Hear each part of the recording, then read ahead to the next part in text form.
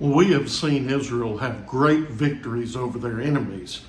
But Moses had instructed them that when they went into the promised land, that they were to drive all the people out, drive all the Canaanites out, kill them, have no treaty with them. We find that as early, at least, as Exodus 23, verse 32 and 33.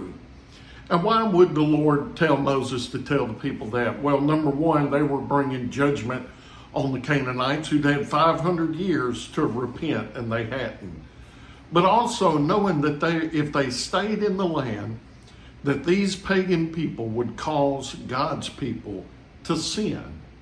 Now, were the Israelites faithful in ridding the land of the Canaanites? And the answer, unfortunately, is no, they were not faithful. Let me read to you just a few scriptures here.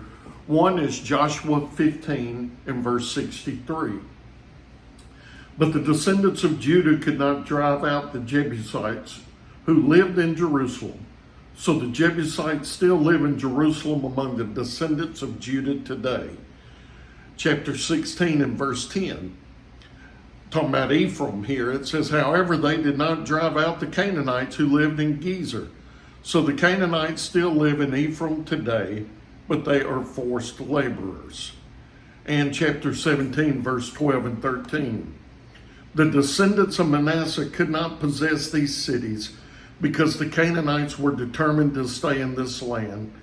However, when the Israelites grew stronger, they imposed forced labor on the Canaanites, but did not drive them out completely. And if you want to see even more about that, look at Judges chapter 1. It goes through a litany of how they did not drive all the people out of the land. They tolerated some people, and they became a danger to the Israelites. And just as Israel tolerated the enemy within their borders, we tolerate the enemy within us as well. But that enemy that we tolerate is sin in our life. Do you have a sin that you look at and think, that's not that big of a deal?